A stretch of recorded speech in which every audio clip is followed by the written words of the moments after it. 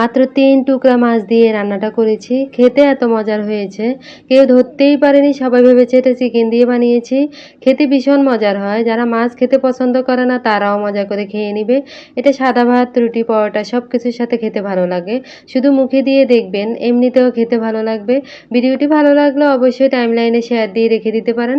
Hello everyone, আসসালামু আলাইকুম। মাছ দেখেই বুঝতে পেরেছেন আমি এখানে 3 টুকরা রুই মাছ নিয়েছি। এগুলো কাঁচা অবস্থায় ব্লেন্ড করে নিব। এখানে আমি দিয়েছি একটু বেশি করে পেঁয়াজ কুচি, কয়েকটা কাঁচামরিচ দিয়েছি, হাফ চা চামচ করে আদা রসুনের পেস্ট দিয়েছি, পরিমাণ মতো হলুদ মরিচের গুঁড়া, জিরা গুঁড়া, গরম মশলা গুঁড়া, স্বাদ অনুযায়ী লবণ দিয়েছি। আর বাইন্ডিংয়ের জন্য 2 পিস পাউরুটি আর একটা ডিম ভেঙে দিয়েছি। আমি সবগুলো উপকরণ ব্লেন্ড করে নিয়েছি। এই পর্যায়ে আমি হাতে তেল মেখে নিয়েছি। এখন কোপ্তাগুলো বলের শেপ দিয়ে বানিয়ে নিব।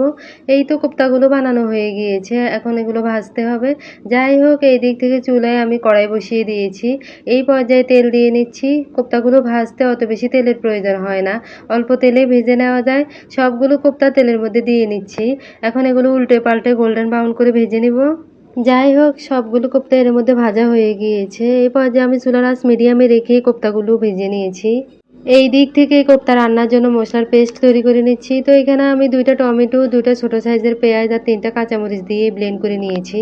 এই দিক থেকে কড়াইতে যেই পরিমাণ তেল ছিল অর্ধেকটা উঠিয়ে রেখে দিয়েছি। বাকি তেলের মধ্যে পরিমাণ মতো পেঁয়াজ কুচি দিয়েছি আর দিয়েছি আস্ত গরম মশলা। এখন কিছুক্ষণ ভেজে নেওয়ার পর এই পর্যায়ে হাফ চা চামচ করে আদা রসুনের পেস্ট দিয়ে নিয়েছি আর দিয়েছি টমেটো পেস্ট। এগুলো দিয়ে বেশ কিছুক্ষণ ভেজে নেওয়ার পর গুঁড়া মশলাগুলো অ্যাড করে দিচ্ছি। এই তো এখানে দিয়েছি হলুদ মরিচের গুঁড়া, স্বাদ অনুযায়ী লবণ আর দিয়েছি জিরা গুঁড়া।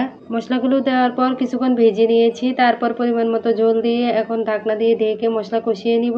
যাই হোক, এর মধ্যে মশলা কষানো হয়ে গিয়েছে। এই পর্যায়ে কোপ্তাগুলো দিয়ে নিয়েছি। কোপ্তাগুলো দেওয়ার পর হাফ কাপ টক দই দিয়েছি। এখন পরিমাণ মতো ঝোল দিয়ে একবারে রান্না করে নিব। এর মধ্যে আমি গোটা কয়েকটা কাঁচামরিচ দিয়ে নিয়েছি।